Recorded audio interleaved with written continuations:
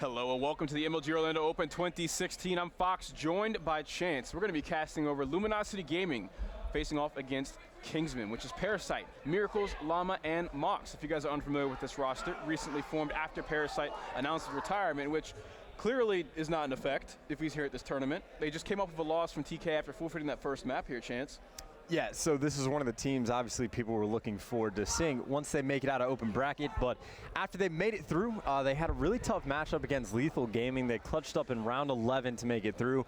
Then they left the venue, and then they were 40 minutes late to the first match, so they had to forfeit the Hardpoint, and then they got beat 6-1 in the S&D, and I think it was 9-6 for the uplink. So Search and Destroy was not looking good early on, but again, that was like zero warm-up time, just kind of running into the venue to sit down and play. So to their credit, they're going to be at least a little bit more warmed up now because they literally just finished their last match and they hopped straight over. So yeah. Luminosity, I think everyone's going to expect that they are going to be able to take this match, and I think most people would predict a 3-0. But at the same time, this is their first match of the day, so at least for the warm-up factor is going to be in favor of Kingsmen. But that's, yeah, I mean, one thing. Coming off of that unfortunate loss, their disqualification of showing up late and everything, it's not like their match is going to get any easier. Facing off against Luminosity Gaming, who has shown time and time again just how strong they can be when it comes to facing off against those top rosters. So looking at the bans it protects right off the bat, Luminosity, very standard bans. They just get away, just the normal things. They always have these just normal comfort default bans and never do anything crazy despite the talent on the roster and the versatility that they have. But the Man of War ban is going to come in on the other side of Kingsmen. Sure. Mox is going to get rid of that, and kind of the lay of the land for the pool, if I remember correctly, because again, it is TK, Optic Gaming, Luminosity, and now, of course, Kingsmen. Kingsmen is 0-1. Luminosity is 1-1. They had the split, and now that TK has won a single match, like after that happens, Kingsmen, I don't think there's any hope for them to get out on the winner's side of things. They'd have to win this match and then beat Optic Gaming and then win the tiebreakers. But again, beating both Luminosity and Optic Gaming, like that is a very tough road these guys have ahead of them. Yeah, that sounds like something you do and then you wake up from your dream, Yeah, sounds like a pretty wild Saturday. Yeah, if you're coming out of pool play, you have to beat the bottom tier team to have any hope of moving on, and that's something Bittersweet I think is actually on the way to doing. They're currently playing United over on the side feature station. I don't know the name we have for that, but they're playing them now, and they were up 2-1 actually. They won both the respawns, and I don't know if you know the guys on that roster for Bittersweet. It's Copier, Buck, Hippie, and another guy, and they are looking nice. They are not very well known. Copier has been around for a while, but the other group of guys, they're not too known, but they are certainly making them a name for themselves today. Yeah, we just got off of a matchup between Apotheon Esports and Infused, and although it was a 3-0, Apotheon Esports certainly showed just actually how well coordinated they were. A lot of their plays were you could just tell that they were very well orchestrated. The guys knew the fundamentals of the game modes, and they went toe-to-toe with Infused. They almost came back and won. Infused only beat them 9-7 on the uplink, which is a game that usually separates the top teams from the newer teams, and it was like I had very low expectations for them, obviously going up against one of the best European teams right now and of all time, and they definitely showed us up. Yeah, and it was cool to see as well. I know a couple of tweets from the Infused guys were giving them a lot of credit. I think Prestini was one of the players that they were saying that Prestini is just they were just saying that he was dirty, he was playing like a monster, stuff like that. So I have gone from never heard of Prestini in my entire life to he is getting credit from players across from a different country. Like it's really cool to see some of the things that are going on. Of course, that is definitely going to be another team to look out for, because I mean, think of the storylines we have. Kingsmen, they go against the worst team in their pool and lose, so their hopes are pretty much over. But AES or Apotheon, who was it? Is that right? AES Apotheon? Is that like the actual name? It's AES. There's no S in Apotheon, though. Oh, no, it's AES, so Apotheon Esports, which still doesn't make sense, but I mean, that's fine. It sounds better, right? What are you just going to call them, AE? Either way, at the very least, when they're going against Team Infused is now 3-0, so they had to go against the top-tier team in their pool, so they have a slightly easier road ahead of them, of course, with H2K and the Dream Team, who is now known as Ground Zero. And I'm not saying that's an easy road, I'm just saying slightly easier than Infused. But again, look out for them later on. Either way, back to this one, it is going to be Breach Hardpoint, and again, Kingsmen versus Luminosity. Yeah, I've been wanting to see Parasite's team in action this weekend for the longest time. I had a good talk with Amir the other day, and he's saying he was just talking up Mox a whole lot. And I said, yeah, of course, I go back and watch lots of VODs from previous tournaments, and I got to see some of his run with Cloud9. His match against Splice, although they got stomped by Splice, Mox was playing on another level. His AR shot is incredible, and Mir even pointed out, he's just like, this guy could certainly be an incredible top player at some point. You know, he's very early in his career, and he has, of course, a lot of little rookie habits he mentioned, but Mox has that potential. Yeah, he's another one of those guys that, you know, prior to about a month or two ago, never heard of him before. It took me until last week to be able to pronounce his name correctly, but again, a lot of credit given out from some of the guys in the pro scene talking about how good this player is. So we're going to go on board with him right off the bat and see if he can pick up a kill. That is going to be the first kill for his team, but right now, Luminosity sitting inside the hill. 3 kills go in favor of Kingsmen. Mox, though, is going to jump down from that height advantage to challenge the hill with his sub player. Now he's going to pick up a sub. He's going to be able to get in this engagement, but Saints is going to get the better of him in that situation. Look for a player like Saints to do that consistently, by the way. 2 opponents in front of him. Still finds the kill before being taken down by Mox, who's still alive around the objective. Yeah, well, I think he just got traded. Yeah, once Saints gets going, though, he can be a devastating force to have on your team. Miracles, though, another legendary sub in the Call of Duty world, is actually going to fall as well. He was able to pick up 1 kill inside the hardpoint, but you can already see the job that Mox is trying to do right now. He's not focusing on going mid-map. He is taking his time and trying to work the spawns for the next tilt, working with the teammate, trying to force him away all the way in the back lab. All right, he's got a wall of blue in front of him, one just around the corner, one sitting on the hill, waiting for him to show his face and take that anchor spot, but Mox gets shut down by Nameless, who caught it out immediately. 3 kills go in favor of Luminosity, and they're still in a perfect position with their spawns. Yeah, perfect rotation there coming out of the boys from LG, and you can just see how far away the guys on Kingsmen are spawning all the way over there in Middle Palace. So they're going to try and work together. You see Miracles is actually just going to take the time and fly out individually. He was able to pick up a kill. Parasite's not even going to stay on the map by himself, and that is a clean 4 down for Kingsmen. So Luminosity, perfect hold so far. And again, these players for Kingsmen are pushing 1 by 1, and they are just going to continually get slayed out. They got to use some teamwork together, get some coordination going, and this is where it comes down to the communication that these teams have. Yeah, not only is Luminosity in a perfect setup, they also have to somehow take players like Saints and Spacely off of the hard point, and are the best at some of the best at what they do around that objective. 1 player falling off the map, able to climb right back up. Whoa, whiffing shots there from Spacely. He's going to get away clean, but Spacely's awarded with that scrap time, and they got I think all of this hill, actually. Yeah, a full 60. I think Miracles was able to contest for maybe like a second as he slid in and just died, but that was a perfect hill coming out of Luminosity. They went from a 9-point lead to, well, a 69-point lead. Of course, now, though, the fight is going down inside the hill. Looks like Nameless is going to come out on top just for the moment. Mox is working himself in. He's able to shut Nameless down, not able to pick up the 2-piece, and that is Study picking up the scrap kill. All right, so we have all of Kingsmen spawning out towards green. 1 player is going to go towards mid by himself and is able to stay alive. That's Llama. And now we have a push coming through from all 3 entrances on the hill. This could work out very well, but Llama falls off the map. Parasite finds a kill. Mox betrays Parasite.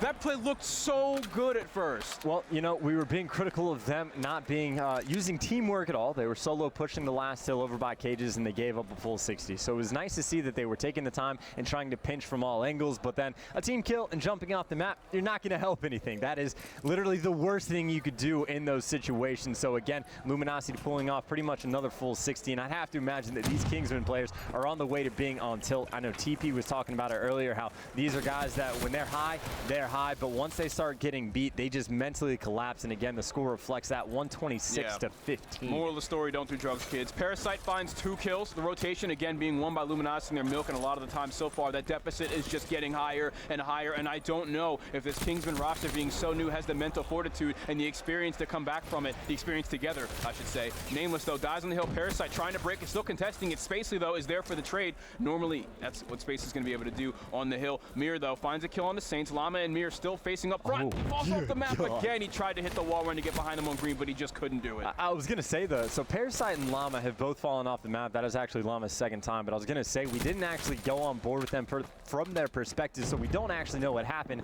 That time we watched it, he jumped straight off the map and did absolutely nothing. So that is not a good thing. 165-17. Luminosity, you guys are just cruising right along. Have fun. This is looking like a very, very easy hard point for them. Yeah. And Kingsman's trying to get set up here. We do have Llama, though, on a flank to maybe stop Nameless from the rotation. That he does. He's able to trade a kill. Study's still in position, though. 3 kills go in favor of Luminosity. This game just has Luminosity written all over it. You can see it in the kill feed. All that blue, very little gold unless it's on the right side, followed by a kill from Study. Lots of hill time going to them.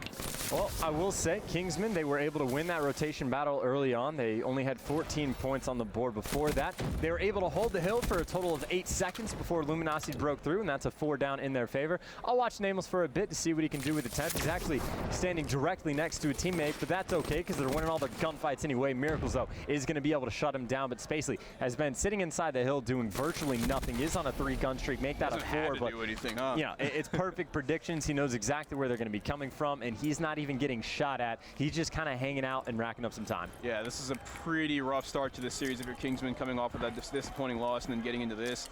A team that very heavily outclasses them at the moment, stomping them in the first map. Saints finds the kill on the Parasite. This is just looking like it's all over. I don't think Kingsmen is. They have time. They can certainly do it, but realistically, it's not looking possible. Yeah, I mean, originally I was going to predict a 3-0, but I was kind of like, well, maybe Kingsmen has warmed up a bit, and Luminosity, again, this is their first match of the day. No, Luminosity looks pretty good. I think they're warm. Their shots are on point. They haven't lost many gunfights that have been available to them. All 4 players on their team are positive, and there are no negative things that we can say about LG at this moment. Yeah, it's looking like just a very, very strong hard point from them. Nades coming out. Trophy system blocks it, though. Spacely still trying to mix up the work on the mid-map, but he's taken down by Mir. Let's at least give some of the Kingsmen players some spotlight here. See exactly what they can do now that they're getting some time on the hard point. This is the most time they've had all game. Mox is on a streak. He's fully streaked out and is finding lots of time and success here with the VMP in his hands. Yeah, we actually saw him do this earlier on the first set of rotations. With an M8, though, right? And then he picked up the VMP. Exactly. He started with the M8. He worked himself inside the hill, and he was able to make the transition. So he had to, do it all, so to speak, to get his team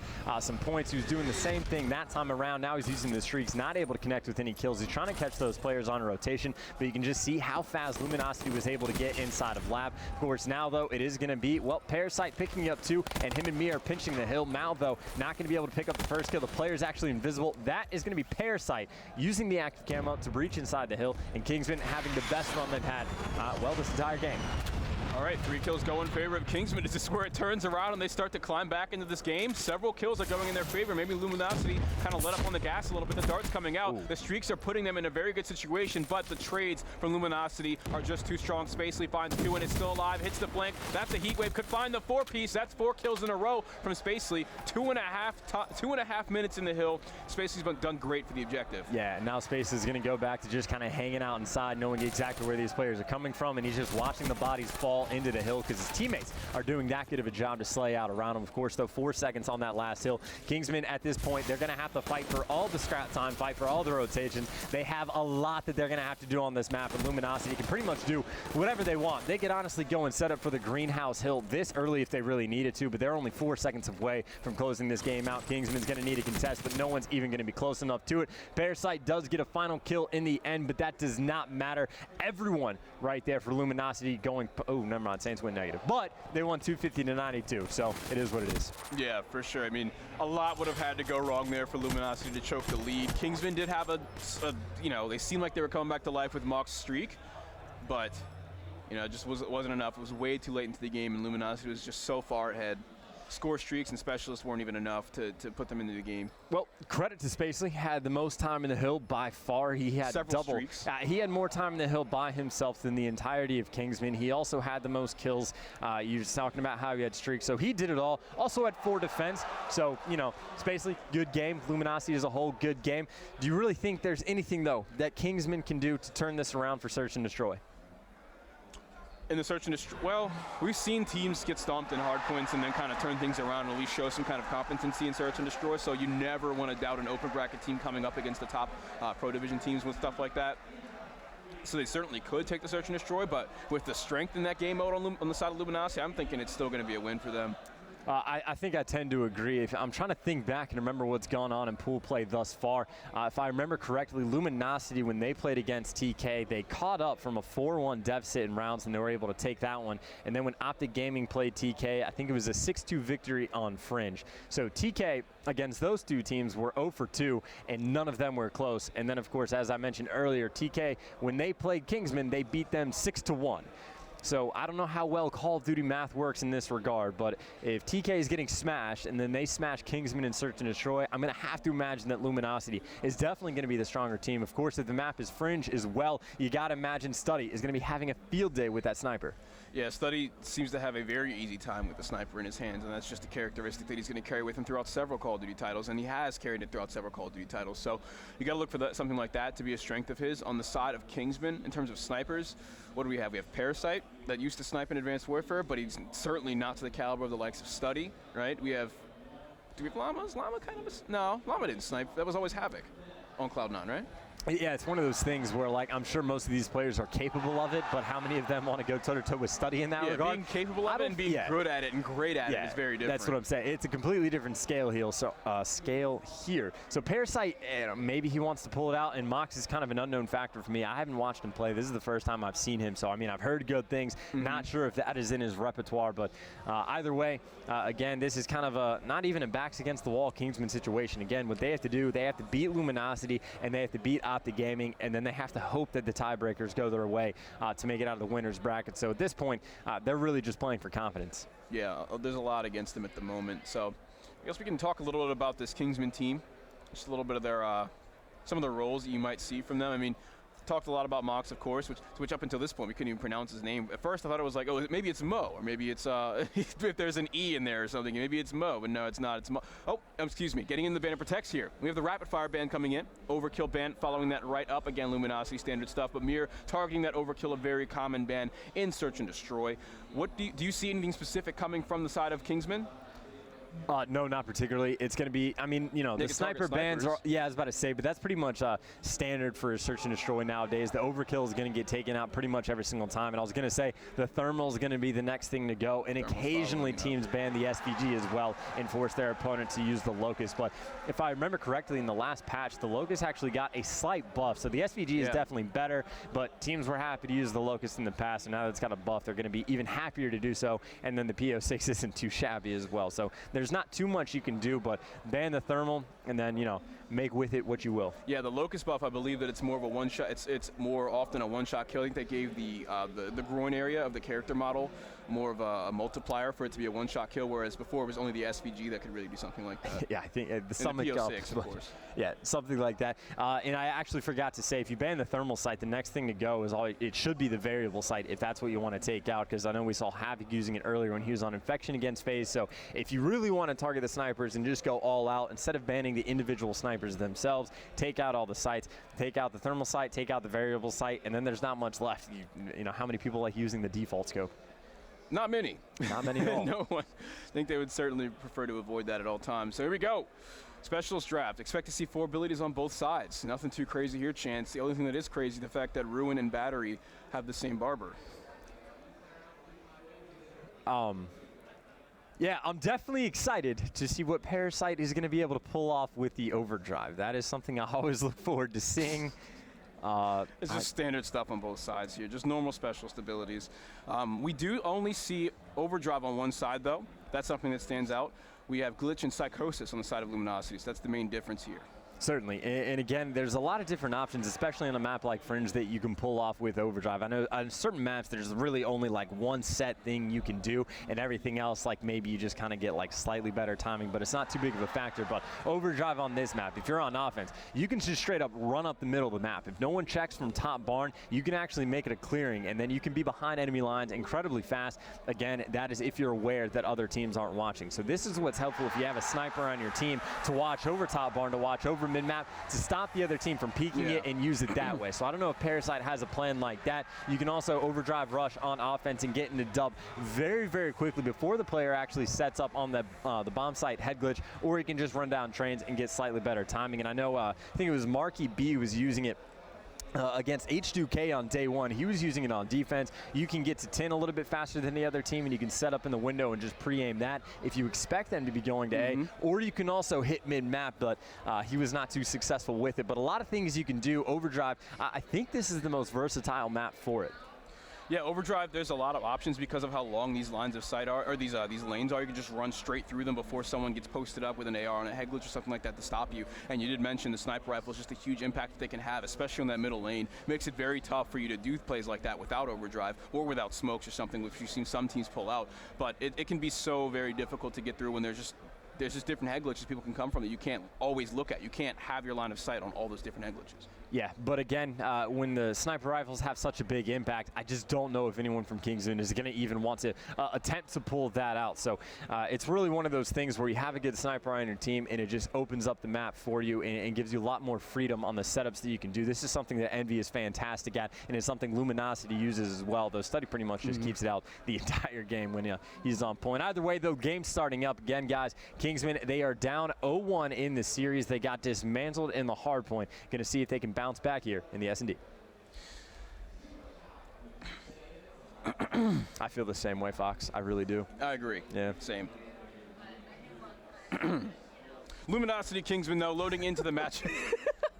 Loading into the matchup here.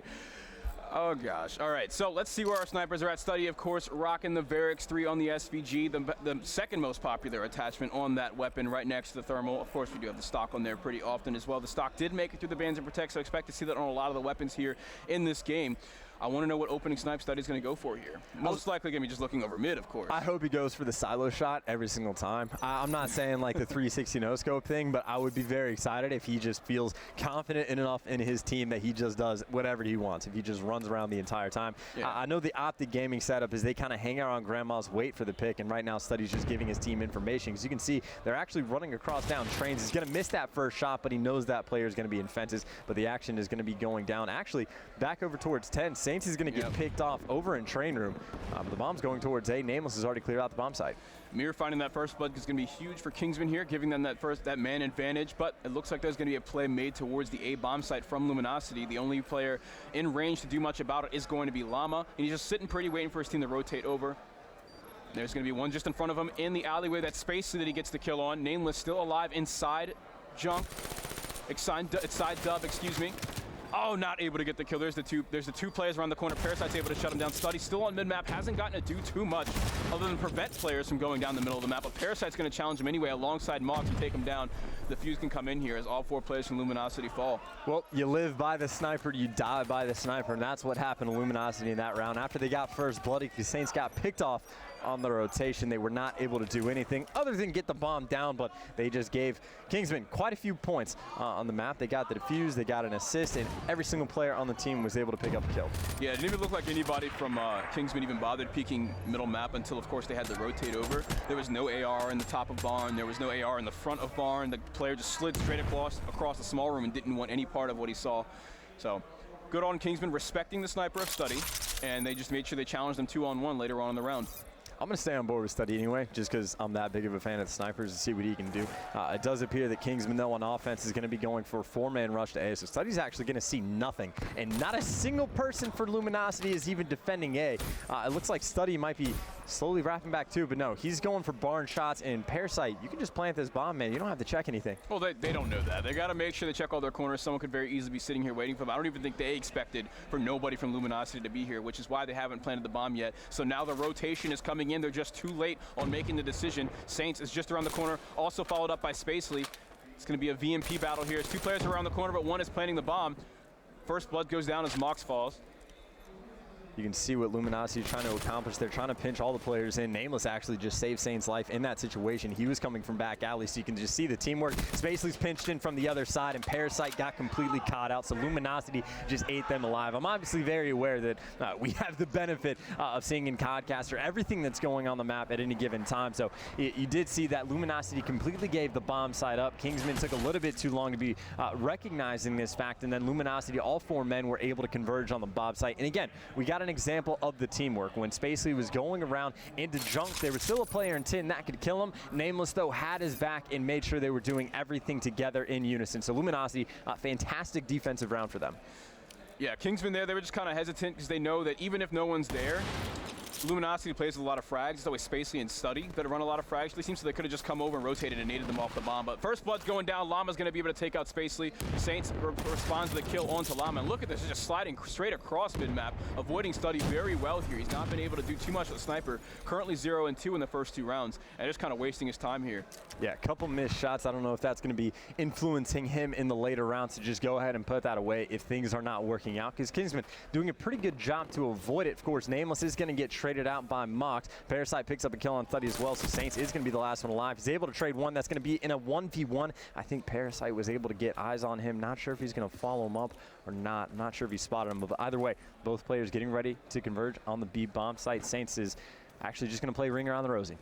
Saints with the bomb in hand, coming up just behind Parasite, tags him up, but Parasite's going to get out of there. He's also 1 kill away from his overdrive, so if he can get this kill, this could be something big he can use in the next round. However, this is going to be a very tough 1v1 to win. Saints is certainly no joke when it comes to the VMP planting in that A bomb site. This is working to his advantage 100% as a sub player going up against Parasite's Elcar 9. Well, Saints, I believe he planted that bomb so he can potentially see it from 10. He's actually just spotted him back alley. Parasite had the oh, he had the pistol in hand, and that's not going to work against the submachine gun. Saints is able to win that gunfight as we stumble over our words. Either way, though, 2 solid rounds in a row for the boys on Luminosity. Of course, that was Saints. You know, it was a clutch of a 1v2, but in fairness to Kingsman, he was able to trade one of those kills over by Ali very, very quickly. So basically a true 1v1 scenario. Either way, it is going to be Luminosity again taking lead, and we're going to see what they can do again on defense. All right, Study again, sticking to that sniper. I think that even if he's not getting the kills, the pressure that he's keeping up and preventing them from doing too much on mid-map is still an important part of what LG does. So I don't entirely disagree with him still running that despite not having as many kills as normal. Spacely finds the first blood on Tamir. Looks like a train tracks push coming from 3 of the remaining players on Kingsman. Running face first into assault rifle while sprinting is not going to be enough, and Nameless finds the kill, but Mox still responding with kills of his own. Study, though, is able to trade it up with the RK5. Oh, that was a bold play. I can't remember who it was, but one of the most common spots you will see in this entire game is the defensive setup. Almost on every rocks, single round, someone is back rock. So if you're going to sprint down trains just out into the open, generally a bad idea, and you saw 2 players who were just sitting there pre-aiming him, so he ran into his death in a bad situation. That was 3v4, so I don't know what was going on there. Either way, though, into the barrel of an M8 is what that was. Pretty much. Maybe he expected one of the 2 players behind him to be looking over him for that, but didn't work out just that way. No nades or anything coming in either. But here we are. Next round, Study again, trying to look over mid. No one from Kingsman even bothering to peek from Barn, but it looks like they're going to try and go from small room and the truck in front of Barn. But Study not giving away just too much. Great angling from him. Let's look at what's going on the bomb site over here at B Chance. That's the bomb going down. Spacely, though, gets caught just as he starts the animation. Mirror and Parasite find 2 kills, but Nameless responds with 1 and gets away clean. Well, now Study's going to be the one looking down trains, has a player just under that cylinder in front of him. I think that player actually realized that was Study, so he just hides and does nothing, waiting for his teammate to come out and trade. So Kingsman doing the smart thing in this situation. And now you actually have Nameless looking over top, and now Study, you have a player that you just walked directly past, man. Parasite, one of you guys, that is some Call of Duty timing at its finest. Study, though, is going to be the last one alive in a 1v2. I don't even think he saw that player on the 18. Oh, he Study, definitely they're did. all walking like right next to you, man. Study still trying to play for as much information as he can. Finds some deadly information. A player just in front of him with an M8 does not want to challenge that right there, especially with the wall bang that could possibly happen through the fence. Trying to close the gap. Semtex in front of him, pulls out the RK5, whips a couple of shots and has to reload, but now he's getting pinched, and that's the end of the round. Kingsman takes it. Oh, God, these are some sloppy situations that we are finding some of these Kingsman players in. In the end, though, they are able to get the kill. And again, that's just a time when you get the first blood, and then the round just kind of cascades and falls apart after that. We saw Spacely was able to get all the way over towards the B bomb site, and then you saw as he was planning, there was a player, in fences, and his teammate was not quite able to win the gunfight. And, of course, Spacely with the bomb out, not going to be able to get the trade. Kingsman was able to fly out on top and able to get that round win.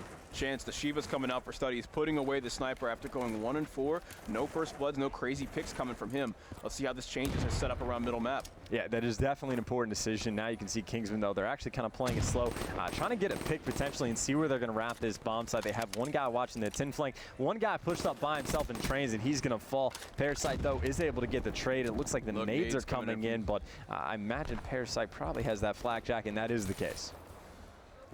I really like the way that they're playing around these snipers. They're just kind of peeking at them, you know, trying to waste time, maybe get someone from LG to overextend and go for the kill. They're just playing patiently, and it's working out for them. They're keeping themselves in this game. Well, I mean, it's obviously a good thing to dodge the snipers. We're going to see how long it takes them to recognize that Study has actually put it away in favor of the Shiva, because this passive play can come back to haunt you. Of course, right now they do have the man advantage once again. You see Study, though, is able to get a pick. He is going to get traded out. Actually, it's going to be Saints sitting on her bottom barn, so it is going to be a 2v1. Parasite's going to go get that bomb down. We're going to see what Study can do from the defensive side. Parasite putting the bomb down on a 4-kill streak at the moment. One of the smarter players in Search and Destroy. It's certainly showing right now. He's playing very well, and the Kingsman's playing very strategically, I'd say, overall. Now Study has to make a 1v2 retake. One player inside 10. He's going for the wall bang, not connecting with the shots, but he's got to be careful. Parasite could go for the trade here. Parasite, very smart player. You see he is on a 4 streak. He's not going to try and challenge anything. And he's working with Miracles, who they've worked with time and time again. So looks like Study's actually just going to be not hopping on the bomb. The symbol popped up. He was just pre-firing over top. So again, the situation Parasite is in right now, he can see that bomb from where he is. So he just has to check it every 7 seconds. He is fine. Study not going to be able to get the defuse. Parasite cleans up that kill. Study not able to accomplish anything in that 1 versus 2. We was able to pick up a kill with the Shiva earlier on, but Kingsman looking pretty good here in S&D. This is very patient play out of the 2 guys on Kingsman in that 1v2. Parasite had the threat of going for that trade. He could, but there was no need to. They just had to play that time on the bomb. They had the advantage. They had the crossfire. There's no reason for him to move. And the threat of that still makes Study have to be wary of it and wait for it and waste time. And Study goes right back to the sniper. He wastes absolutely no time. And there you go. Switch to the M8, old pal. We're going to see what happens now. Looks like they're going over towards A, but you can actually see the guys on Kingsman are set up pretty aggressively over towards it. Mox is going to be shooting at some of those Psychosis clones, but it looks like Study's actually going to fall after popping, and Mox is going to respond with some Psychosis of his own, and now they're actually making some aggressive moves over towards Tin. Mox calling in the Psychosis. Nothing too crazy going to happen here. There's 2 players on the opposite side of him in Tin, and it looks like a lot of Luminosity is going to be congregating towards that area of the map. Still, we do have Saints up towards Peaches, waiting for the flank. And they're just going to try and get out of dodge here and rotate over to the side. 3 versus 3, even footing on both sides. And no team really making anything crazy happen thus far. Well, right now, Luminosity can't decide where they want to try and rotate the bomb to. They're just looking for a pick. But we saw previously that Kingsman is very happy that when they know exactly what's going on, they don't get over aggressive and make stupid mistakes. So they just have complete map control right now, waiting to figure out where Luminosity is. And it looks like they actually spotted the players heading over towards 10, because all 3 players for Kingsman bunching up towards A. So it is going to be Nameless pinching these players in. He's able to pick up 1 kill. And actually, well, they're going to get picked apart very quickly. They had the map control. They were just not able to spot Nameless on the flank. So Nameless making some plays for Luminosity. Yeah, quick trades going down there. Chance Saints is able to come through right behind Spacely and instantly trade there. Pretty easy rotation. Coming from both teams, they were just kind of trying to fill out the other team and figure out where they were going to go, and Luminosity just caught onto it very well. Kingsman was trying to play for some time there, but not going to go their way. Now we're just going to see how they do on their offensive side. A Study pulling the sniper back out, but Parasite pops the overdrive. Oh. Looks like he's running it straight through Tin. Hits a little bump in the road there, but he's going to get here, and there's no competition on the opposite side. There's still a frag coming in, and it's from his teammate. Mir betrays Parasite, and you know he is not happy right now. Oh, that's just, okay, so terrible movement with the overdrive. He was maybe like 5 feet ahead of like the teammate behind him, despite the fact that he had it. Obviously, he didn't hit his boosty slide thing off the ledge. So he does that, and then the nade throw that's supposed to land on the bomb site bounces off of the wall, not remotely close to where it should have been. So yeah, Parasite is definitely letting Miracles know what he thinks about his nade spots. Either way, though, Luminosity has completely stacked the A bomb site, but you can see Kingsman has rotated all the way back around. There's only 1 player for LG right now that's going to be able to call this out. That's going to be Study. You can actually see all 4 of those blue airs are going to be converging on the B bomb site. Mox, though, able to come in up top. Even the odds at 3-3. Great shot right there. I think that might have been a 1 burst, catching him just as he turns the corner. Great shot. 2 players going down in favor of Kingsman, but Saints responds with a kill on Tamir. 2 versus 2, and Saints is trying to play for his health here. Looks like both of the Kingsman player not even in range, but there's 1 player top barn that could catch him if he decides to peek. Well, they need to go pick this bomb up, and looks like LG is actually just kind of give the bomb site up completely. Looks like they might be running down mid-map to clear out A. The bomb, though, is going to be planted on B, but again, not enough time. Either one of these players just needs to jump up top, get this kill, and that is going to be a round win. Spacely actually going to go for the 2nd kill first. They know the last player's on bomb, not able to pick up the 2-piece. Saints, though, is going to be able to win that gunfight in the end. Again, they wasted way too much time trying to work that bomb plant, and then exactly knows where it's going to get planted is LG. So easy round win then for them in the end. Great synergy there between Saints and Spacely on the trade, of course, and the 2v2. We've seen a lot of that so far in these close quarters engagements from the likes of Saints and Spacely, baiting one another out for different kills, and it worked out. The camo actually gets burned here by Kingsmen, so that could hurt them with how close this game is at the moment. Gonna see how well Kingsmen can bounce back. We talked about earlier how these are players to kind of go on tilt, and obviously when you have a team kill to open up the round, that's not gonna help them at all. But their backs are against the wall. They're gonna have to win the next 3 rounds in a row, and that's just to stay alive in the series, let alone the pool play. That round they burned overdrive and camo and team killed with a frag and lost. So a lot of their utility kind of going to waste. Active camo, though, being used by Spacely, pushing up in a barn very quickly. He's actually going to get tagged up, that player, able to spot him through. But the gunfight's going to go down. That should have been an easy win for Spacely. Little did he know he had to go up against the best gun in the game, he also the missed RK5. A lot of shots. You gotta notice that he whiffed a lot of those VMP shots. Mox still able to shut him down with the RK5. Still faced with 2 Luminosity players nearby. Nameless stops him. Mir, though, is here for the trade. He needs to finish it, but he can't do it. Nameless is still alive. Parasite shuts him down with the LCAR-9. Yeah, a lot of shots missed right there, so Kingsmen able to get another round on the board. They just need 2 more, so they're not out of this yet. And you got to keep in mind, so Search and Destroy, 2 of the 5 game modes that we have. So if they're able to pull that off, they just need to sneak by with one of the respawn wins. Obviously, the Hardpoint did not go well at all, but the CTF, much slower pace. Maybe that's going to favor them a little bit more in the end. Either way, though, going to see if Parasite can continue to carry his team towards the victory, or if they're just going to get shut down. Study opening the round up with the sniper again. We haven't seen too much from him this game, but we haven't had to because Saints and Spacely have been doing so much. Nameless certainly opening things up with his first bloods as well. He knows that there's going to be someone on the other side of one of these walls, but they just won't peek him. They waste so much of his time here on mid and try and peek him in unison. That could have ended very badly. The bomb is down and someone would have had to go for it there, but Parasite is going to back down, go for the wall run kill, it seems. Well, that's a very risky thing to try and challenge Study's sniper rifle with that M8. And of course, on offense, they do not have time on their side. They have 55 seconds to try and get this bomb down. And of course, Parasite, the player that keeps challenging Study, is the player with the most kills. And that is the last player you want to have get picked off the first time in the round. I think he's feeling a little confident just because they've clearly shut down Study's sniper thus far. And he just kind of feels like he might be able to get into Study's head a little bit, challenged in there. 2 players on the opposite side, 1 on rocks as usual with an assault rifle, and 1 on sight. Llama is going to find a kill on the Nameless. Mir gets Spacely, 1 player top iron. Llama catches him with a few bullets and tries to finish the job with the RK5, but that Luminosity player is going to get away. Well, Saints is going to be the one posted up mid-map. You see he's able to pick up 1 kill, going for the challenge on the second. I imagine he's going to get cleaned up. Llama is going to be there up top, and Mox is able to shut down Study again, who has been a virtual non-factor in this entire game. We know he pulled out the Shiva for 1 round, and he was able to get an early pick with it, but he continues to go back to the sniper, and again, just not too much damage being done. I think he's sitting at 2-9 at the moment. So we're going to round 11. Parasite has the double digits. Llama not too far away either. I believe it is going to be, yes, LG on the offensive round because they have vastly less kills. Going to see what they can put together. Last offensive round. Round 11, ladies and gentlemen. We did mention Kingsman has the potential to cause a win here in this map too.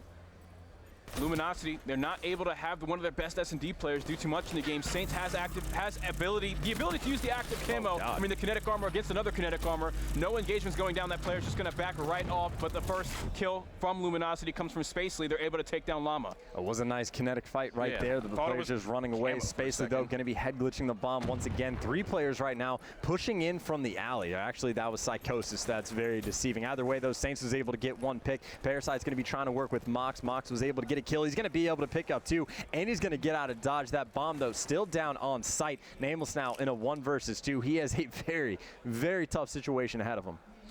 Nameless here in a 1 versus 2. 2 players just in front of him. Very similar situation as to what we saw a few rounds ago where Kingsman was able to clutch it. It was, I think, Parasite and Mir that were the ones alive in that 1v2, though. However, they cannot go and get that bomb safely. I think they're waiting for Nameless to come through and try and check it, and they might have that opportunity now, so they have an idea as to where he's at. Similar situation, of course, it's flipped, though, defense and offense. Now, Nameless has to get the bomb down. They did spot him catching it. Mox is able to catch him and win the round 11. Kingsman takes map number 2 to tie the series 1-1. Yeah, got to give all the credit in the world right there to Mox. He had 3 of the kills in that round, and you can actually see how Kingsman elected to play that. They knew the bomb was down on the site, and they both set up in junk. And so there is no sound when you plant or defuse the bomb, but when you pick it up for the first time off the ground, it does have a nice click to it, and you can see both of those players reacted immediately. Mox was looking inside of the bomb site, and Parasite immediately started to go to Ali to pinch him in inside of that dark room. Either way, though, we've answered one of our 2 questions for this series, and yes, Kingsman is definitely capable of winning the search and destroy. So if they force it to game 5, they, obviously are able to pull it off. But the second question they have to answer is, can they win a respawn against LG? Yeah, that was just a very well and intelligently played search and destroy coming from Kingsmen. They made study pretty much a non-factor. They had very strategic retakes. They had very solid pushes to sites and everything, just great executions all around, and that's what's going to get them the win in round 11. So now getting into the uplink, do we have the map for that uplink actually, Chance? Uplink Evac. Uplink on Evac. Is that it? Is you sure it's not this one here? Could be uplink on infection. Uplink infection. Yeah, you're right. Yeah, it's going to be uplink on infection here, guys. And I think that's one of the stronger maps for Luminosity. I think this might be a pretty simple win for them. Study, though, needs to come to life in this map 3. Expect him to pull out the Shiva again. Unless Kingsman does target it, they could certainly target that for a ban. We don't really see any Shiva players on the side of Kingsman, so Study could be a factor in this map, unlike in map 2. I'm actually going to be looking for Saints to step it up a bit as well. And the only reason I say that is because generally he is one of the leading slayers for his team when he's playing the respawn game modes like Hardpoint. But obviously, in the first Hardpoint, there was just nothing for him to do. So unfortunately, he just kind of had to hang out in the background. So I'm looking for him to have a little bit more fun with it. I think if Kingsman builds up some steam, that's going to put a little bit more pressure on Saints, and that is where he's going to be able to thrive. Saints was doing great in map 1 and map 2 so far. I'm sure he can keep it consistent in the uplink. I'm sure we know he can. He's done it on numerous different occasions across several Ghost titles where he has that positive KD and is a huge factor in the slaying column. So expect to see that and more of that from Saints in this game mode here. And so other things we've seen going on in this tournament, again, we talked about Apotheon early on, and something that's interesting about them is Apotheon originally was the H2K roster that was able to get in and qualify for the CWL, getting a reverse sweep. I think it was against Team Liquid, if I remember correctly. So Apotheon was able to do some crazy things the first time we ever saw them. Well, now they're back in the open bracket, potentially going to be able to do some crazy things as well. Yes, they did get 3-0'd against Team Infused, but again, Infused was giving them props. It was a closer series than the score reflects in the end. So just 2 of the open bracket teams that we've seen so far. And then I know Bittersweet. I'm not sure if they actually completed the victory against Team United, but they were up 2-1. They dropped the search and destroy, but both their respawn game modes were looking very, very strong. Yeah, I'll have to check up on that after this series here and see the progress of that series. But getting into this matchup between Luminosity and Luminosity and Kingsmen. We got to give these guys time to switch over their classes, of course, so we're going to go ahead and bring a schedule up on here for you on the screen. But if we can talk more about this matchup and where these teams stack up against one another, I got to say, Luminosity, of course, looks to be the much stronger respawn team. These guys have been able to go toe-to-toe with some of the top competition in this game mode, and Kingsmen, in the Hardpoint, they were just looking like they didn't know what they were doing. The pushes were very sloppy. There were lots of little silly mistakes in that Hardpoint, and we saw in the search and destroy as well with the team kills and the wasted abilities. Do you think we see some more of those sloppy mistakes here in the uplink? I think so. So, one of the things that we definitely have to bring up as being a pretty huge factor in this game is Luminosity obviously have been teaming together for quite some time. So they're able to scrim the respawns all the time. All the pro teams in Call of Duty, that is the only thing that they do scrim. They almost never, like if they're playing S&D, they're playing wagers, but never even with their full team. So the S&D experience comes from individual plays, and then you kind of have to work out the kinks as you go along, unless, of course, they're doing some of this stuff off stream. However, the players for Kingsmen, that means they can just be playing wagers and stuff all the time. So their S&D game mode, they can fine-tune, and obviously you saw they can go toe-to-toe with, but the respawn game modes, if you don't have the teamwork, it's there, and that's something that definitely needs to be built up over time. The sloppy mistakes are just going to happen. For S&D, you can kind of just understand how other players play and sort of strategize around that, but for uplink, there's pretty much a set way to play it for the most part, and it comes down to who is able to capitalize on the fundamentals of the game mode together. And with Luminosity being together for so much longer than this Kingsman roster was kind of thrown together within the last week or so, you got to give the advantage to Luminosity in that regard. Yeah, and we actually did get word from the lovely Paradox over off to the side that Bittersweet actually was able to take the game against United. They were able to win 3-1. The final CTF game went into overtime, but they were able to clutch up. And another thing that is interesting about this team, they in the final match, they banned the HVK, the Man of War, and the M8. They got rid of pretty much every assault rifle that they could think of, and I think the other ban was like Rapid Fire or something like that. And the player that is going by Hippie, he was actually using the KN, and he was shredded shredding with it, absolutely destroying people. And I was talking to some guys like off to the side, and they said this is what he loves to do. The KN is his favorite gun, That's and if funny. he can make sure to take out the ARs, he uses it and he destroys with it. But either way, just interesting things again going on in the open bracket. So that's what happens. Just these teams that come from the pro division and everything. You know your opponent knows how you play, and the only way they can really beat you most of the time is kind of cheesing you with the band and protect. Maybe you do go for those protects on your weapons that you're used to using, and unfortunately, they didn't in this instance. And just the bans, you can't see that coming sometimes. Either way, these things are tough to prepare for. That's why you got to scrim a whole series of different things. I know everybody likes to just kind of play standard, but then you get caught off guard when it matters the most. So again, going into COD XP, it is going to be worth paying attention to how all of these different teams practice, what's going to be going on. Either way, though, back to Infection Uplink, and so far, standard bans. I think we saw the exact same thing, map 1, that the Man of War gets taken out. Yeah, the Man of War being taken out again, no surprises there. They don't want that in the hands of players like Nameless and Saints that do enjoy using that weapon. Looking at the bans here, getting into more standard things for the game mode of Uplink. That's going to be Camo and Overdrive gone right off the bat. Overclock is always going to follow in respawn game modes. HCXD, something that we often see in and HCXD is something that we often see in Uplink and CTF, and we actually see, I think High Caliber made it through. No, High Caliber did get banned. High Caliber and Rapid Fire. Yeah, High Caliber was like the fourth thing to go, though. Oh, you're right. The only real notable thing that we happened, maybe you want to count the HC, but the Shiva getting banned at the end again. 2 ARs are going to be out of the equation, so that means it's going to be M-mates galore. Maybe even an HVK. We've seen a touch of that in the past, but either way, Study not going to have that Shiva, and that's, again, a pure attack on a player. Yep. So here we should see, actually on the side of Luminosity, we're seeing the Scythe and the Tempest, and then we should see 2 abilities to follow that right up, Heat Wave and Kinetic Armor. It's going to be pretty simple stuff on both sides, but on Kingsmen, they're going to go with Psychosis instead of choosing 2 different weapons. Well, bit of a stylistic choice there, nothing really stand outish about that. It's one of those things where the weapons are obviously, vastly capable of just completely destroying a team. If you can set up, for the spawn trap, if you're the team that is spawning on church side and you are attacking grandmas, if you can get onto that tank with a Tempest, with a Scythe, you are in the most devastating position possible in this entire map. But of course, sure. if you're not expecting your team to be able to set up too well, if you want to play a little bit more unexpectedly, so to speak, if you don't think you're going to be able to run the other team over, maybe you want to stick with some abilities. So maybe that's Kingsman's line of thinking, or maybe they just prefer to use the abilities. Who really knows? Yeah, I mean, Parasite could use something like Psychosis to try and distract people when trying to get mid-map control, turning the corner. Just call on those Psychosis spots first and then run up behind them. We'll have to see how he decides to utilize it, but it's certainly something it's kind of important to note, the fact that Luminosity is going with 2 weapons. Maybe they're prioritizing spawn trapping more, but the utility of that Psychosis for other things is certainly important.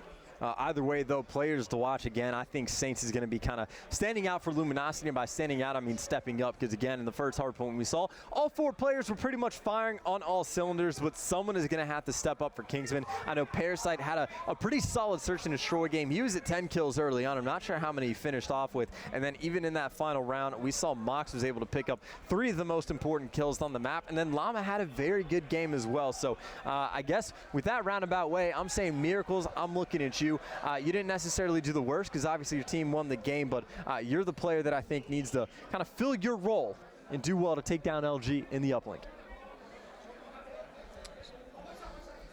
So, getting this matchup here, Chance. When we get, if we get past this, right, where Luminosity takes this map, who do you see taking the CTF?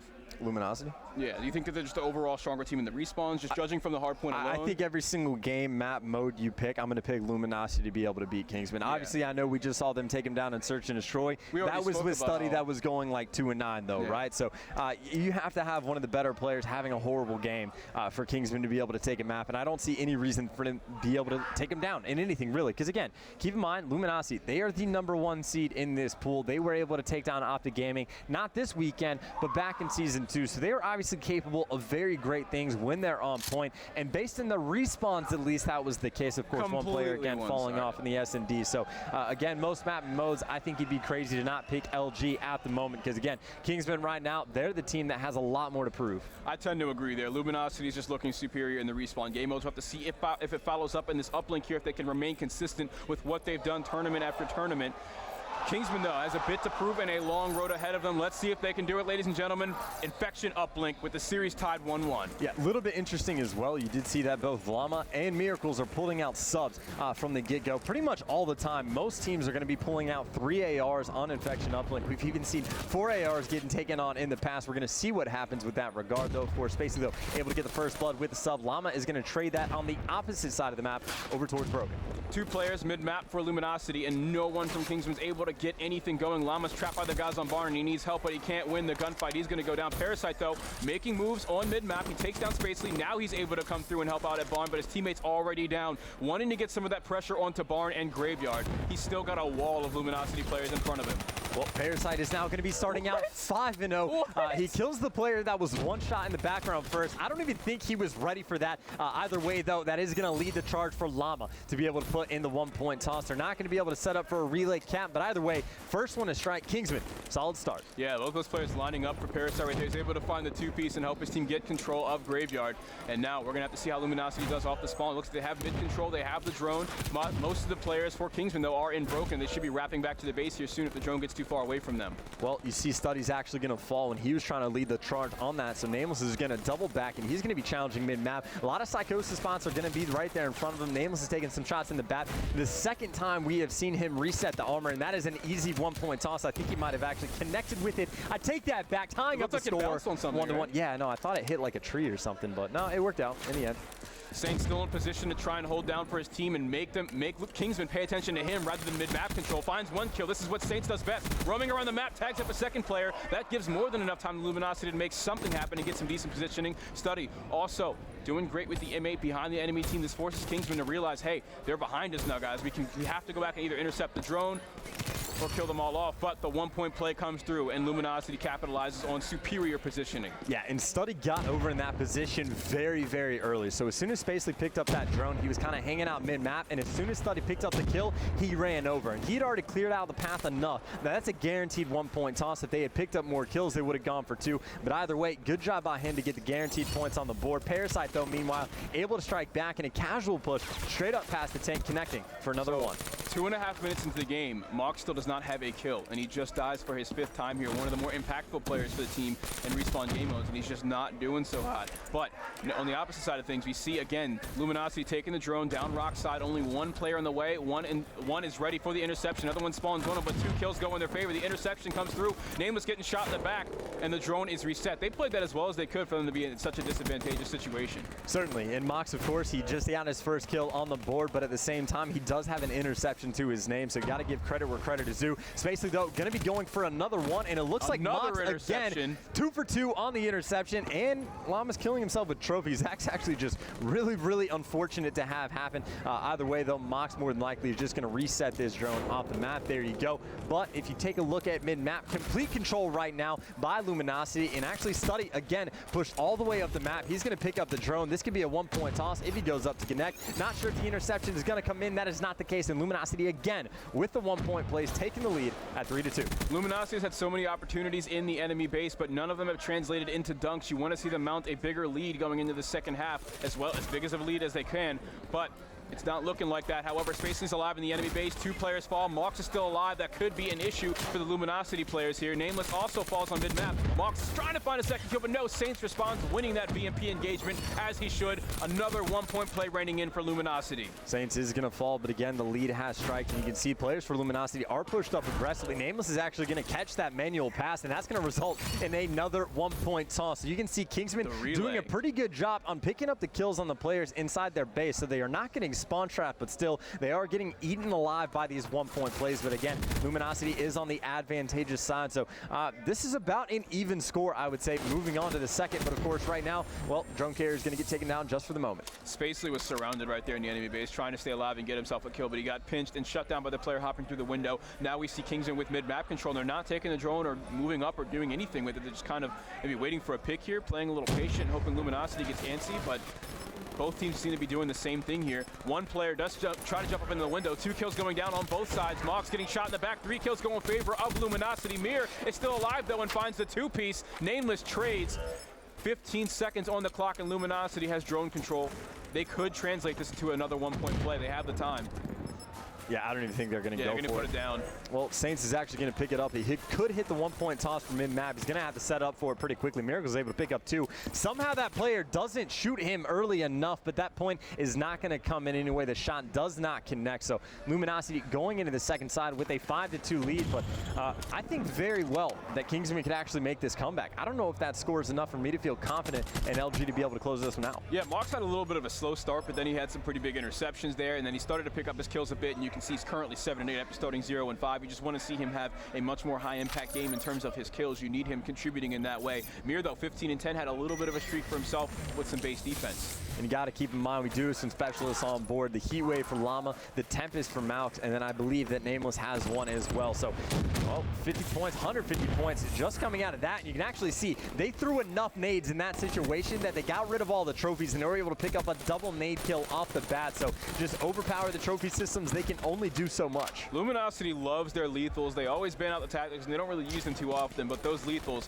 they absolutely love the frag in the Semtex. Parasite, one player just above him inside the B site, but he's going to take the drone after that player's taken down. Stuck again, but there it is, Nameless able to shut him down with the Elcar 9. Yeah, we saw Parasite was trying to do a little bit too much there, solo pushing towards that B street. He distracted for a moment, but that is in the end going to result in another interception from Mount. He is now 3 for 3 in the situations, I do believe, and he's going to have that drone in hand, wrapping it again towards B street. Going to be doing the sneaky wall run as well.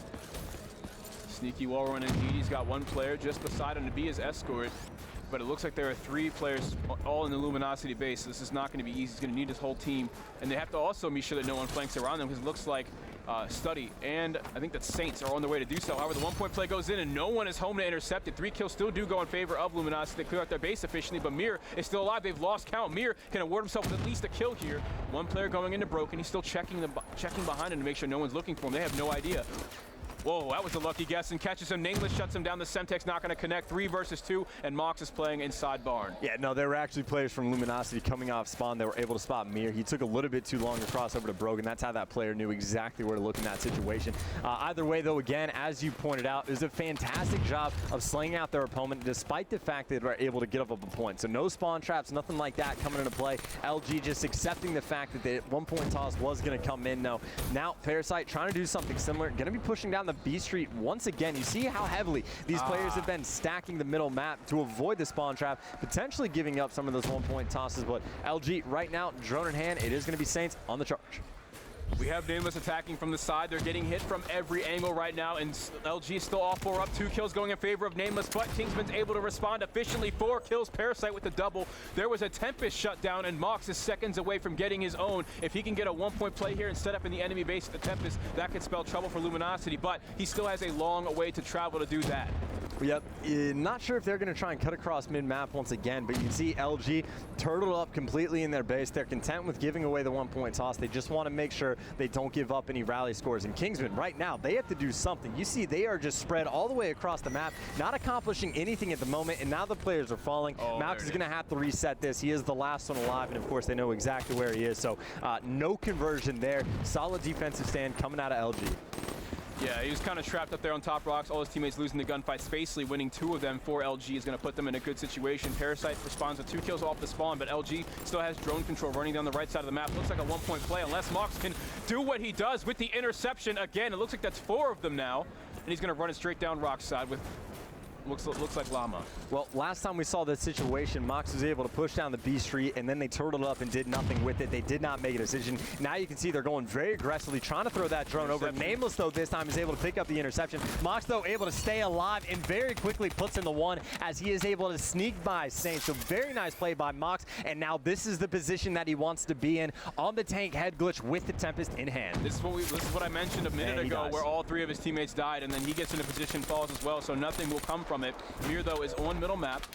Several players from LG still on the respawn, so this can give them some time to get some feet moving into the enemy base. A 1-point play is in front of them. No one able to intercept it. Even the player just around the corner, but they take him down. That's Nameless. 1 more going to mid-map. That's going to be Saints. Mir shuts him down. This could be another opportunity if we see Mox take the drone. He's been prioritizing that objective very well, expecting to do just that. And Mir comes through with the kinetic armor as the front line. That's going to be dangerous. This could potentially be a 2-point toss. It looks like that player is going to get taken out of the back. Miracles, though, is still going to be alive right next to that drone. His teammates are coming in support as well. Llama, the last one alive. 40 seconds left. He is going to fall. Tied game. LG able to make that defensive stand, and now it looks like they're going to be wrapping towards B Street. Spacely going to have the drone. Study and Saints going to be leading the charge. Nameless, though, mid-map able to pick up a kill. Study pulling out the scythe as well. That player is trying to be sneaky on the head glitch. Got to deal with the scythe. Not able to win that gunfight, and how could you? Spacely can no. He's wrapping all the way around. This could be a one-point toss easily. That's what he's going for. Can Mox be there for the interception? No. Some other player was there. LG takes the lead. 13 seconds left. 10 seconds up on the clock. The droners are set. Kingsman's in control, but the drone carrier falls. That's Nameless that does it. Parasite trades, but Saints is also there, and Llama's too far away to make anything happen.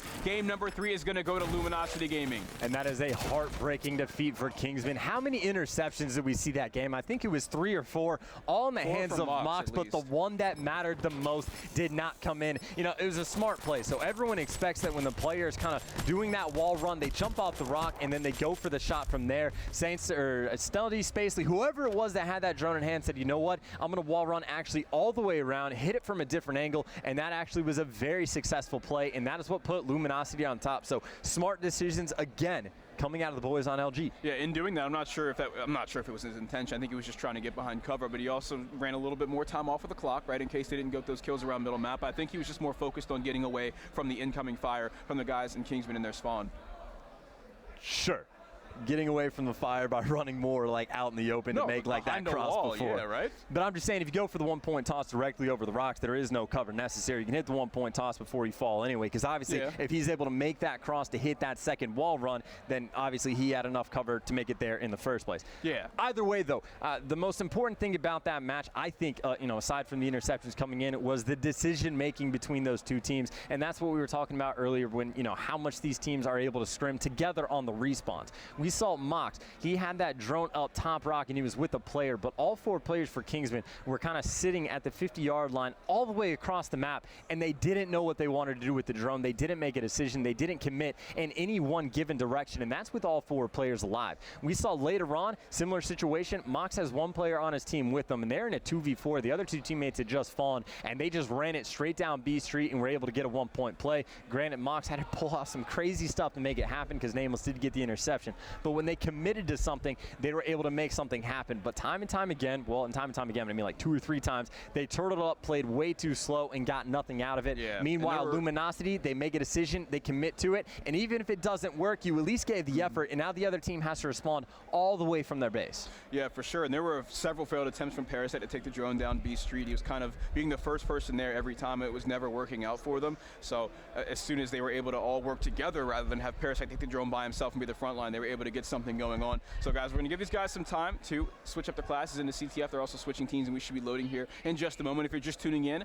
the series score is 2-1 in favor of Luminosity Gaming. They won the Hardpoint in dominating fashion. For the Search and Destroy, we got to see Parasite and Kinko on Kingsman take it in round 11 with a huge game from Parasite. And then we get into the uplink. It's only a 6-5 win with a score coming in from the last second at Spacey with a pretty interesting wall run behind the building. Right. So the 2 most important questions that we've had for Kingsman is, can they win the respawns, or can they win a respawn, I should say, and can they win in the search? Obviously in the S&D, they were able to pull off a round 11 victory, so we know that they're capable of doing that should this game go to game 5, but now their backs are against the wall. It's going to be CTF on Evac. They have to win a respawn to get past LG. Yeah, I mean, after that uplink, though, we definitely doubted Kingsman and their ability, but they had some very impressive plays where they just clearly understood the fundamentals of uplink. We had Mox in position on several different occasions, consistently intercepting. So do you think that the same will carry over to CTF? Do you think we might have a very close game, or do you think this is a stronger match for LG? You know, I'm actually kind of going to change my tune a little bit. I think this is actually a very good situation for Kingsman to be in. Outside, not in like pool play, but for this specific map, I think they actually have a little bit of momentum, because keep in mind, after that hard point, after like 3 or 4 minutes into it, I thought Kingsman was going to completely collapse. They were getting beat like 150-14, and they were looking terrible. They obviously got themselves a little bit back into it, putting 90 points on the board. But from there, I thought they were going to get destroyed. But they had a much, much better showing in that uplink than I was expecting. Again, you know, 1 interception, maybe 1 play happens differently. That game could be completely different. So Kingsman impressed me quite a bit more in the uplink. So the CTF, again, I'm going to give the edge to Luminosity. You have to. They're the full team. But this is definitely a decent chance for Kingsmen to be able to force the map 5. No doubt. I'm still in Luminosity's corner, but the fact that Kingsman's still able to remain competitive after that slaughter and Hardpoint is impressive, and the CTF might just be a good match. So getting in the bans and protects here, nothing standing out at all so far. No weapon bans this time either. We saw the Shiva go out last match. I somehow mistook it for a high caliber, but both high caliber and rapid fire are going to go, as well as the concussions. And I'm trying to figure out what this last band's gonna be. There goes Overclock and H60. So this is the most standard bands we've seen in this series so far for a game mode. CTF is gonna be very simple, nothing crazy. And both teams still have access to the Man of War. That's still in play. The HVK is also still an option. Two very popular weapons for Evac. Yeah, I'm actually a little bit surprised. I know Kingsmen and both the respawns actually took out that Man of War. A little bit fearful of it, but you know, Evac, a little bit of a smaller map. I guess they're not as concerned with it. Either way, though, another thing to consider is how many weapons and how many abilities. Obviously, on Infection, it played a small factor, you could argue. I have no idea which team it favored. I didn't pay that much attention to it, but obviously there was a bit of a switch up, and of course this time, Study and Nameless sticking with the Scythe and Tempest respectively, and then of course Mox still the only one with a weapon in hand. And now I actually remember, Study at the very end, pushing down B Street, was able to use the Scythe, pick up a kill, distract the opponent, and that did result in a 1-point play. So I don't want to necessarily say that that specialist won then the game. That is not the case, but minor impacts obviously going to happen when there are a difference in the specialist. Yeah, it's just that it took almost 10 minutes for the Scythe to be as useful as it could have been. Still, though, getting into the CTF, that can certainly be a big part in their success here. And I mean, I think a lot of what we're going to see is just efficient trading and efficient bait and switching coming from the side of Luminosity Gaming. They're just so good at that. Their subs especially, States and Spacey, just are able to do that so well. And I think it's going to be a big strength as well. Yeah, the decision making obviously going to be a key factor, because on the uplink we saw, you know, when there are opportunities to spawn trap or happen, not taken care of fully. Of course, on CTF, I think one of the most important things to figure out is how much are these players going to be wall running around the map, and how attuned are the players going to be to recognize. That's what I'm saying. So Afterburner's going to be in. So this is going to be happening all the time. I'm not entirely sure how many of these players favor that style of play, but that is definitely going to be a factor. I think actually Saints likes to do it quite a bit, but there's always that one player on every single team that he just spends his time hanging off the side of the map. It's something you got to do on Evac. It's become meta over the past several months, and if you're not doing it, you're missing out. Even teams like Apotheon in their last series, one of the open bracket teams, they came through and they absolutely knew they needed to hit that against Infuse. It's just a standard thing at the moment, and you always got those players that prefer to do it over others. And like you said, Saints is definitely one of the players that can do it. Yeah, a lot of sneakiness available, and that, of course, they're going to be having to pretty much rock dead silence. I know a lot of times in the respawns that not is a necessity, excuse me, but if you're trying to be sneaky, couldn't hurt, because if you are wall running, you are very, very loud, and these players will hear you from quite a ways away. Now, either way, though, the map is going to be loading up, and again, the scenario for this game, the storyline that we have built ourselves as Kingsmen, their backs are against the wall. They are down 2-1 in the series. If they lose this one, they are going to be 0-2 in the pool play, and then of course Luminosity sitting at 1-1. Well, if they get the win, they're moving on to winners. Definitely a tough road ahead of Kingsmen, even if they do get through this series. But as we load into the game chance, let's go ahead and flip through some of these weapons and see what everyone's going to be rocking. I'd imagine we're going to see lots of automatic ARs and a few submachine guns. There it is, lots of Man of Wars and SMGs, VMPs in full effect. No Kudas. We haven't seen too many Kudas there this weekend, even after the VMP nerf. The Kuda also received the nerf itself, but players remaining consistent here with their automatic ARs. Yeah, if you had told me before the week that I would see more Pharaohs than Kudas, I don't know if I would necessarily believe you, but granted, it is literally only one Pharaoh that I've seen, because the VMP does reign king as long as the Vesper is not in play, because oh my god, the only gun that's better than the Vesper is the RK5. Like, that is, it got disturbingly powerful in the patch. Either way, though, Spacely, though, gonna get that first blood, and well, actually, all 3 kills that are first on the map are gonna be in favor, and already a flagpool getting pulled out, although Mox is going to be there with the 2-piece actually to shut that play down. Yeah, that was big. If Mox is there, that's huge trouble for Kingsman, but a clutch 2-piece out of him is going to stop that opportunity. 2 players coming out of bar. Mir is going to find the next kill. Mox still alive, finding 3, turning it right around after a troubling start is Kingsman Esports. And now, on the opposite side of thing, we have Llama pulling the flag around top AC. He knows there's someone that's smelling blood, and he gets shut down by Spacely. Yeah, that's another decision-making scenario. I don't think he was expecting 3 players to spawn directly behind him, but when you pick up that flag, your teammates need to call and tell you exactly where you need to pull that, and you see he was running back and forth, wasted too much time. Obviously, it's a tough situation to be in anyway, but again, when you're making a play, you got to make the decision and just stick to it. He went towards AC with it at first and then doubled back, so you would think that his spawn influence would force them over in that direction, but him doubling back kind of caused him to get killed a little bit there. Maybe he was just looking for that last player in the base, but either way, getting into the next opportunity here. That's going to be Parasite that finds a kill on the study, and he's being surrounded by the wall-running player. That's Saints. We just mentioned how crucial that's going to be coming from him. Yeah, and you did see that Parasite was actually able to hear him. He was about to reload, and then you saw him stop, cancel that animation, turn right around, and then made sure to try to lock in the kill. Obviously, things didn't work out, but now you see Mox actually. He is 125 points away from building up his streaks to get to that dart, and you can see his role. He is sitting at the back of the map the entire game. The pressure is going to be on him. He's actually going to spot that player as well. Big door. Of course, nothing going to happen in that regard, though. So now Saints, though, going to be pushing up the green side of this map. Take a look at your mini-map here. You're going to see Saints and Spacely working towards the bar area. They're able to find one kill, but Spacely and Saints are going to fall at the same time to Mox and Llama, and now Kingsman has another opportunity to leave their base and play some objective here. The last man standing is nameless in the enemy base, and he's just going to try and hide in a corner and see if he can catch some people on the push to delay their times. Yeah, and this is kind of fearful as well if you're an LG fan, because you know Mox is 5-0 in the back. You know he already has his dart, and he's getting very close to his other streak. So now you got to be fearful when you're pushing into the base. So they're going to be a little bit hesitant moving forward, but of course you got to deal with Kingsmen as they're playing aggressively as well. It looks like that's actually going to be Llama going for the wall run around the map. He's going to have a player right behind him again. I think he was just hurt as he, you hit your boots on the side of the wall. It makes a very loud sound, and players again are going to be very attuned to listening to the game sounds. Here it is again, Kingsmen Esports playing that base defense. They've been successful at it on numerous different occasions so far. As you can see, the score is still 0-0, 3 minutes in, but Kingsman's been playing defense for the most part, and they've been winning them. It looks like one is just around the corner for Parasite. He spots the wall run. The heat wave comes in, though, shuts him down. Space is still alive. Mox there for the trade, though. And it looks like there's a lot of action going down in the bar. Chance, two players coming in. They still have one just in front of them. That's Mir, who's able to delay the push just a little bit. And Mox again winning these gunfights in his base to the Man of War. Finally, he is going to get shut down after going 7-0, and that is going to be a flag pull. Study's going to have that in hand. He does have a player directly behind him. It's going to be Miracles that he's going to have to win the gunfight.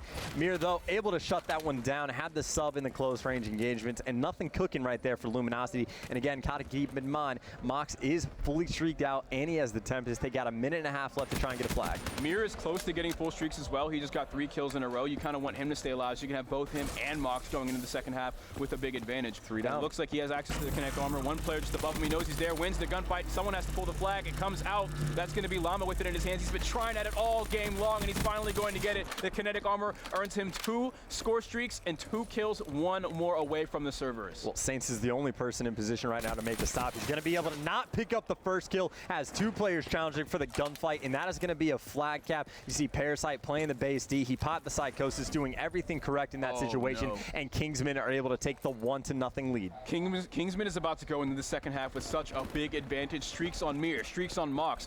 Llama's on his way as well, and he's already got the dart, and he's going to get the heat wave here pretty soon too. That's looking pretty shaky, pretty scary here for Luminosity. Llama not able to win that gunfight. Saints is going to be the player pushing up through the dark room, of course, though. It is an important kill as well. Saints is able to pick up 2, actually, but that's another big can they pull a flag in the remaining 26 seconds? You can just see how passively Kingsman is playing. Mox is actually just going to be laying down underneath the wall run, and again, he is still fully streaked out with the Tempest. So coming into the second side, they are going to have a lot of utilities at their disposal to see what they can pull off. But overall, very slow-paced game that we're seeing so far in CTF, but Kingsman is going to be able to go into the second side with that 1-0 lead. Mox is really impressing me so far in this series. Of course, in the Hardpoint, we couldn't see too much from him and really the rest of his teammates because it was such a landslide victory. But he still went even. Going into Search and Destroy, he was a big part of what they had going on. And the uplink, he had very objective-based plays, lots of interceptions and everything like that. Despite him starting off shaky 0-5, he's still a very important player to make it close. And now in the CTF, he's had excellent base defense and huge streaks for his team with the Man of War. It's interesting as well because if I remember correctly, in the ban and protects, both in the Hardpoint and the uplink, the team that banned the Man of War was Kingsmen. Kingsman got rid of it, and now that it's through, Mox is absolutely shredding with it. So just funny how these things work out sometimes. Either way, again, having a fantastic start. Going to see what Luminosity can put together, though, because, again, now this is not do or die for them, but this is, I don't want to play in the S&D. Let's close this out here. Saints, though, opening it up with 2. As you saw, he was able to hit some wall runs. 3 kills, and Saints has access to Kinetic Armor. This could be a flag pull and another gunfight win from every he plays his cards right. However, Mox still has the ability to use that utility. The Hellstorm comes comes in, delays their push, Spacely finds a kill, but he's tagged up. So he punishes them instantly for staying out in the open. Well, Spacely and Study were actually trying to work in tandem, but Study is going to fall. Spacely going to use the heat wave, but he's going to get heat waved as well. And Llama gets out of his just a little bit quicker, able to pick up 2 kills. Nameless not able to get the trade. The last player for Luminosity, that is going to be Saints. He's able to pick up 2, gets the flag out, has a lot more gunfights to win. He's popped kinetic armor. Maybe not, though. Mox is going to shut him down with the RK5. So a lot of aggression coming out of Luminosity. Multiple 2 pieces coming in from Saints in that situation, but in the end, nothing happens. And again, you saw Mox was able to shut something down with a Hellstorm. Take a look at the scoreboard here, man. We got Study and Nameless, 2 players who are usually huge for Luminosity on this map in any respawn game mode. They're asleep right now. You got to see them step it up if you want to see Luminosity win this map and close the series out. Well, in fairness to the guys, they're the ones that have been playing aggressively, so they're forcing the action and things aren't working out. So they're dying a lot in their opponent's base, so it's not necessarily hurting them.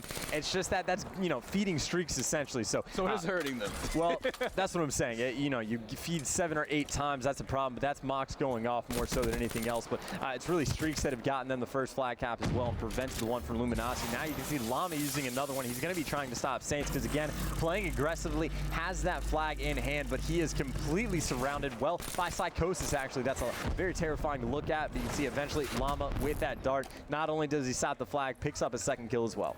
Yeah, those streaks are going to be a real big problem. They got to wait till Mox and Llama run or burn through them before they can even have hopes to pull the flag and make anything happen. But Luminosity coming out of their base here, I think they're expecting a push, but it looks like Kingsmen is just going to play real carefully, real slowly here as Spacely. Looks like he could have a flank opportunity against Parasite, but I think Parasite hurt him. Not sure. Parasite doesn't seem to be going for the kill. I think he's just waiting for something to happen. So Spacely has successfully gone past enemy lines. And if you look at Saints and you look at Study, they have map control on one side of the map. You see more streaks coming in, though. All players are going to be forced to hide. That gives Kingsmen plenty of time to rotate over. And you see Mox has actually pulled a flag as well. Spacely, though, for the moment, is able to get out of dodge. And again, dodging another score streak coming in. However, Spacely is going to be by himself. Actually, I take that back. He does have Nameless with him. Thought Nameless was going for the kill, but we are going to have our first stalemate situation. All right, stalemate flags are going to be on the opposite side of the base, usually sitting just on top of a crucial spawn point for the team and behind lots of cover.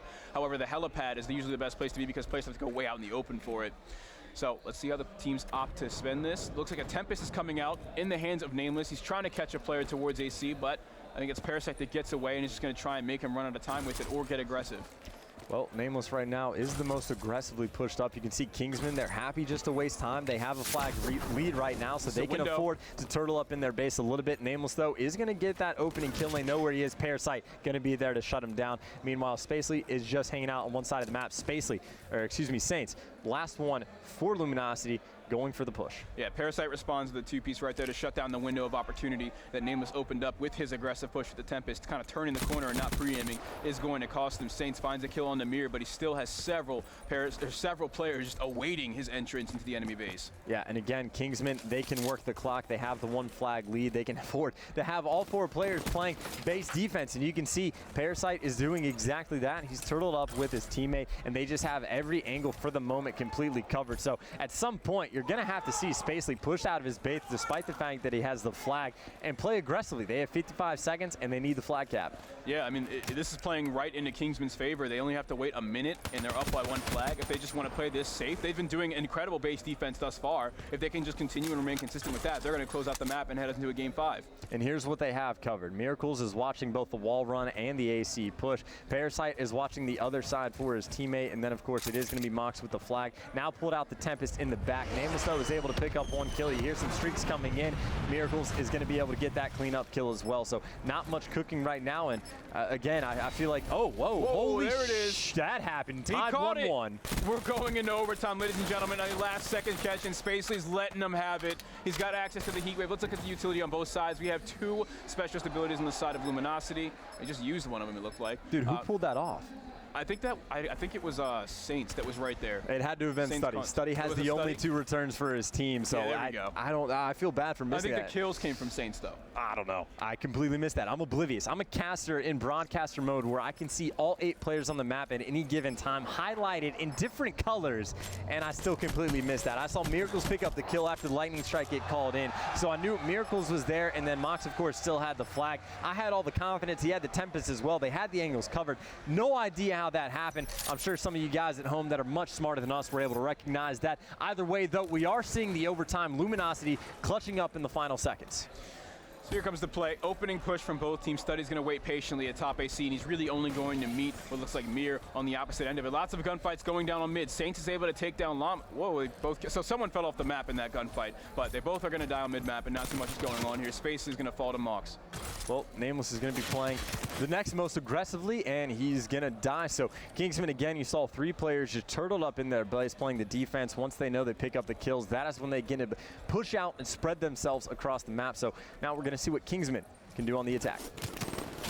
Study not able to catch Parasite, who already had him pre-in. One player top AC just around the corner. Mir checks it, but can't win it. Spacely shuts him down. 2 kills coming from Luminosity, and one player in front of him, that's Parasite, but Nameless is able to take him out. Now we could see a bar push from 2 of the players, and 2 others going straight through mid. Mox is on base defense, though, where he's been pretty strong at so far. Well, he's going to see one player in the back. He's not even going to win that gunfight. Spacely gives him the gunny and able to stay alive on the map as well. So Parasite going to be the last one up. He's going to fall. Saints has this flag. He is pulling it out. You got to wait for those players to spawn. Mouse is actually going to be the first one that pops up. He's actually using the dart as well, so he's got to stop this flag from coming in. Spot Saints down low. Space is just trying to outrun it. That's actually going to work. The trophy system's coming in clutch at the final seconds, and the flag is going to get capped at the 1 minute and 20-second mark. Saints still has access to kinetic armor. He could use that coming into the second half here. The cap from Luminosity Gaming being defended by the trophy system is huge, and I'm sure Mox did not see that coming, but that was his best option in the situation. Yeah, very smart plays as well. I'm not sure if they were just, throwing trophy systems at their teammates or if they were just there at the same time, but honestly, I'd have to imagine that that was a set play. So impressive stuff, and now you got to keep in mind, kinetic armor with Saints, Heat Wave with Spacely, 2 things that are incredibly good at making defensive stops. Look at the progress on Kingsman's side. And yeah, and of course, Kingsmen, nothing cooking there, and they also never play aggressively. So they're a little bit out of their comfort zone, so to speak, because they only have a minute to work with. So now they got to play on the push, and you can see how it's not working out. Llama's the last one alive, so he's got to handle this in a 1 versus 3 for the moment. And you can see he's not even crossing the 50-yard line. They have 50 seconds. He's just going to wait for his teammates to push up, and they're going to try it for a second time. Yeah, Llama, the only one staying alive, was able to at least get himself 1 kill. Keep some map pressure up for the team. Mox playing base defense, finds a kill onto Nameless. Still 2 Kingsmen players surrounding Saints. He finds one on the mirror, tries to get another one-on-one engagement, but I think he was taken down there by Parasite. Study and Spacely are also going to find a kill. 2-piece from Spacely. He's had a lot of those this map, and a lot of kills alongside Saints if he didn't get the 2-piece. And 30 seconds remaining on the clock. It's looking slow for Kingsmen. Yeah, that last push could very well be your series. Now all of these players are going to be forced to overextend, and that's the heat wave that we were talking about earlier coming out of Spacely. He's got a few more players to stop. There's players even hitting the wall run in the back. That's going to be Parasite, but he hits the wall runs, but he has to pick up that flag and go all the way across the map in time, and that is going to be your game. Luminosity ending the series, clutching up in the CTF. Kingsman does not have enough firepower in the tank for the respawn game modes in the end, and that is just the icing on the cake for Nameless, picking up the 2 Tempest kills in the end. Yeah, what it looked like for a long time was Kingsman's excellent base defense, lots of streaks and everything, but Luminosity was able to stay composed, take their licks and just kind of have those failed opportunities because of the score streaks afterwards, and then they just came right back into the game. Very well coordinated push in order for Saints and Study to come through and get the flag return through the stalemate. You live by the turtling up, you die by the turtling up. They were playing the base defense the whole time, even in the stalemate situation, because again, they had time on their side. They can afford to do so. Somehow Study and Saints or whoever it was were able to slip through the cracks, get the return, and the flag cap is able to come in. Yeah, it is a little bit painful to deal with at times. Either way, the Luminosity continues their domination outside of when they're playing Optic Gaming so far here at MLG Orlando, and I'm pretty sure that does guarantee them going into winners. They're 2-1 right now. TK is 1-2, but they've played all their matches, and obviously if the open bracket is going to be on top, that is going to be the case. So congratulations, Luminosity. Optic Gaming, unless they fall to Kingsmen, they're going to have the 1 seed. So outside of that, that is going to be Optic Gaming with the 1 seed and then Luminosity with 2. But we do have a bit more Call of Duty playing today. Team Elevate is actually going to be going against Bittersweet the next match we have on Bravo. And that is a very interesting match that we have. Of course, Bittersweet, they were already able to beat United. And again, this is the open bracket team with the best chance at coming out of the winner's bracket. Yeah, guys, so that's going to be the end of the series here. As a quick recap, we saw a very one-sided hardpoint by the hands of Luminosity Gaming, where it just looked like it was easy mode. They came through and crushed them 250 to 90, but heading into Search and Destroy, Kingsman's going to take that Search and Destroy in a round 11 with a great performance from the likes of Parasite. Mox showed up a little bit too, but he really showed up in the uplink in terms of his objective play around the drone. 4 interceptions from him, but at the last moment, we're going to see Study coming through B Street with a scythe and opening up a lane for Spacey to toss a 1-point play. Then moving into the CTF, which we just witnessed, went all the way into overtime, a very last second play coming out of some of the players, and LG is able to close the series out.